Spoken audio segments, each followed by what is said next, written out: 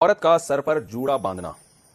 क्या आप सल्लल्लाहु अलैहि वसल्लम की ऐसी कोई हदीस है कि मेरी उम्मत की औरतों ने ऊंट के कोहान की तरह जूड़े बांधे हुए होंगे?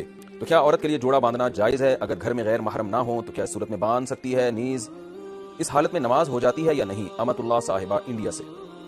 रसूलुल्लाह सल्लल्लाहु अलैहि वसल्लम ने फरमाया कि क़ुर्ब क़यामत में ऐसी औरतें पैदा होंगी, कासियातुन आरियातुन, लिबास पहनने के बावजूद बरहना होंगी।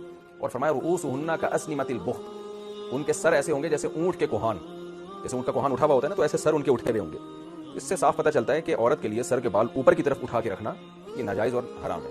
तो जूड़ा बांधना है तो पीछे की तरफ बांधे, ऊपर की तरफ ना बांधे। चाहे महरम हो या ना हो, इससे कोई फर्क नहीं पड़ता। तो ऐसी औरतों के बारे में नबी ने फरमाया ला यजिदन रिहल जन्नह व इन रिहहा लयूजदु मिन मसीरति कदा व कदा, ये जन्नत की खुशबू भी नहीं पाएंगी, हालांकि जन्नत की खुशबू तो बहुत दूर से महसूस होगी। और ऐसी हालत में औरत के लिए नमाज भी जायज़ नहीं है, मकरूह तहरीमी है, क्योंकि नमाज के अंदर गुनाह का इर्तिकाब किया जा रहा है। जब भी गुनाह के साथ नमाज पढ़ी जाती है